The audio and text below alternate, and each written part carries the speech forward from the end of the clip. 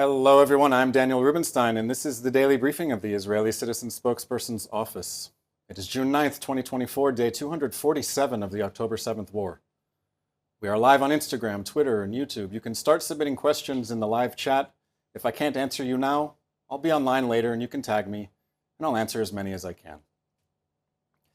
Yesterday afternoon, we all heard the dramatic news that 4 Israeli hostages were rescued from Hamas captivity in Gaza. Noa Argamani, Almog Meir Jan, Andrey Kozlov, and Shlomi Ziv were abducted from the Nova Music Festival on October 7th. They are now free people, home in Israel, safe, and reunited with their families. Tragically, Almog Meir Jan's father died of grief just hours before his son was rescued. The pain of knowing that his son was held in Gaza was too much for him to bear for 8 months. The rescue mission was complex. The hostages were being held in 2 separate buildings in a densely populated residential area of Gaza. During the rescue, Israeli forces came under intense fire. They extracted the hostages in 2 helicopters. An Israeli officer of the elite Yamam police counterterrorism force, Chief Inspector Arnon Zmora, was killed in the operation, which was renamed Operation Arnon in his memory. I've spent the past day reading many international news reports about what happened. These are some of the headlines. Washington Post: more than 200 Palestinians killed in Israeli hostage raid in Gaza. Reuters: Israel rescues 4 hostages in Gaza raid that Hamas says killed 210 Palestinians. And this is the headline that was on top of CNN's website a couple of hours ago. Israel rescues 4 hostages in Operation Gaza officials say killed more than 200. Of course, Gaza officials say is another way of saying Hamas says, and Hamas does not distinguish between combatants and civilians in its press releases.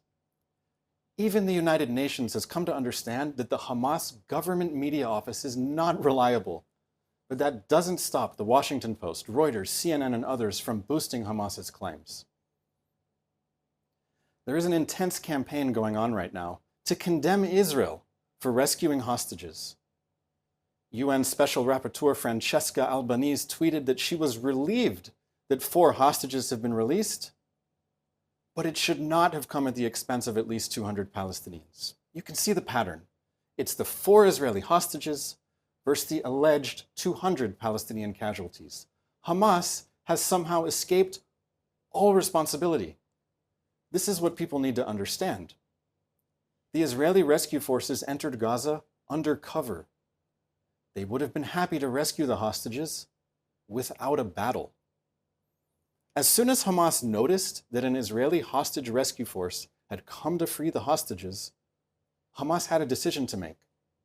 Hamas could realize that it had been compromised and let the 4 Israeli hostages go back home quietly.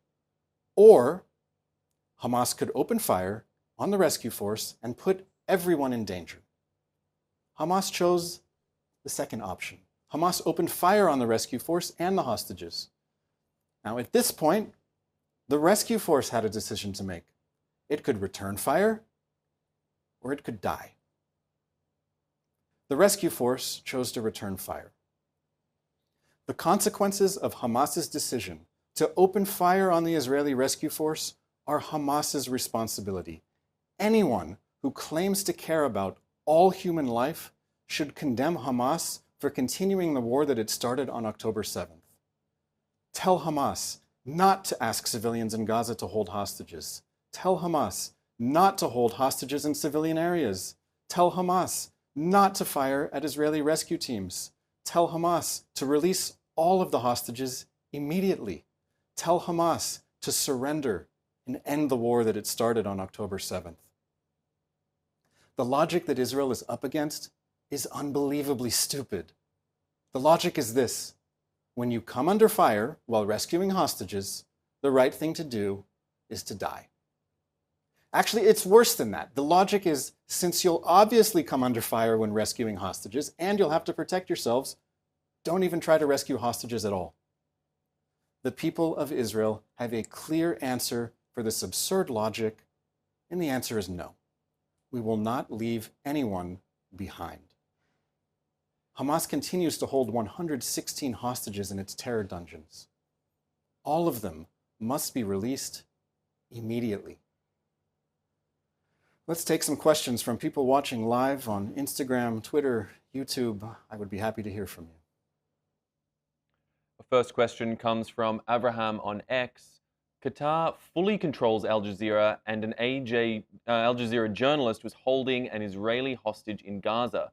Qatar knew about this. Why does Israel negotiate with them? Why doesn't Israel make a campaign to boycott Qatar? I have seen these reports that an Al Jazeera reporter held Israeli civilians hostage. This report is not confirmed. And in fact, Al Jazeera put out a statement denying it. So we're going to have to wait until more information comes out about who exactly was holding hostages and so on. But the bigger picture that you bring up, the bigger issue of Qatar is certainly important. And Qatar is playing a very, I'll say, interesting role in the past number of months. So Qatar is where the Hamas leaders live. They are there in Qatar. However, before the war, Qatar was sending money to Gaza, but with Israel's blessing. Qatar is the state sponsor, the owner of the international television network Al Jazeera. And Al Jazeera, I watch it every day. It's broadcasting on the lower third of the screen in big letters, genocide in Gaza. This is the message that Al Jazeera has been pushing for months. But at the same time that it is promoting a specific message that Qatar is pushing its own network to promote, Qatar is a mediator in the hostage release negotiations that are currently going on between Israel and Hamas indirectly. So Qatar's role is something that we're going to have to take a look at in the days, weeks, and months ahead. But in the meantime, Qatar has itself in a very important position. They're an important stakeholder, and Israel is going to continue to talk to them in an effort to get its hostages home. Ran, also on X, writes, does Hamas represent the Palestinians? Ron on X, thank you for this question. X is my favorite platform. I'm still calling it Twitter, so you'll forgive me. Does Hamas represent the Palestinians? Well, my source for answering this question is the most prominent Palestinian pollster, Khalil Shikaki. He has published polls over many years, and if you study all of them, you can go to his website, you can establish a sort of general pattern of where Hamas is in Palestinian society. So it's safe to say about 1/3 of Palestinians support Hamas. That's the low number that you'll get in any given poll from Shikaki. And if his poll is a question about who would you vote for in a given contest between a Hamas presidential candidate and a candidate from Fatah, the rival, you may get something closer to 50-50 support for Hamas. It's important to note also that Hamas's political demands of Israel enjoy very wide, if not near universal support among the Palestinian people. The divisions are about Hamas's tactics and its vision for what a future state of Palestine would be. Now, not every Palestinian, of course, wants to live under a Hamas government. They do not accept Hamas's interpretation of Islam. And it's also important to note that since the year 2007, the two major Palestinian factions have been in a state of civil war with each other. Okay? Hamas took over Gaza in 2007 from its rival Fatah, and they have been effectively in a state of civil war ever since. And it's also important to note that the rivals, Fatah, we're talking about the Palestinian Authority. This is the Palestinian faction that Israel is cooperating with on a day-to-day basis. They have not condemned the October 7th massacre. Okay? The Palestinians that Israel is having open relationships with, negotiating with, communicating with, they have not condemned the October 7th massacre. The only exception to this statement is they have condemned Hamas for carrying out the massacre without the permission of the Palestinian Authority and without consulting it, but they have not condemned the massacre as a barbaric atrocity. And one of the reasons they have not condemned it is because the massacre has significant support within Palestinian society, and it would be politically unwise to condemn something that enjoys enormous support. Question from Rachel on Instagram. My Red Alert app keeps going off. What is the situation in the north, and when will Israelis be able to move back to their homes? Yes, every day as I'm working on this briefing, I'm working on one topic, and then the red alert app will start going off, and I'll wonder if I'll have to change the subject entirely because of the situation in the north. And that was again the case today, where there were many red alert sirens, which means real sirens for people in the north, whether it is rockets coming in, or an anti-tank missile, or suicide drones coming from Lebanon. This has been the day-to-day reality of the residents of northern Israel since October 8th, when Hezbollah in Lebanon made the choice to enter the war that Hamas started one day before. So Hezbollah looked at this situation, they saw what Hamas did on October 7th, and they said, we like what you did, we want to be a part of that. They have been firing at northern Israel every day almost since October 8th. These Hezbollah guys wake up in the morning, they set up their anti-tank missiles, and they shoot them into Israeli homes. And it's for this reason that about 60,000 Israelis have had to evacuate from northern Israel to safer areas until such time as a solution can be found. Now, Israel would prefer that a diplomatic solution is found to the problem of Hezbollah in Lebanon, that Hezbollah will back off and allow the residents of northern Israel to return to their homes. But if a diplomatic solution cannot be found, the Israel Defense Forces will back Hezbollah off so that the people of Israel can go home and live safely and in peace. And last question comes from Talia on Instagram. With so much going on in the war, what literature would you recommend reading for someone looking to stay informed?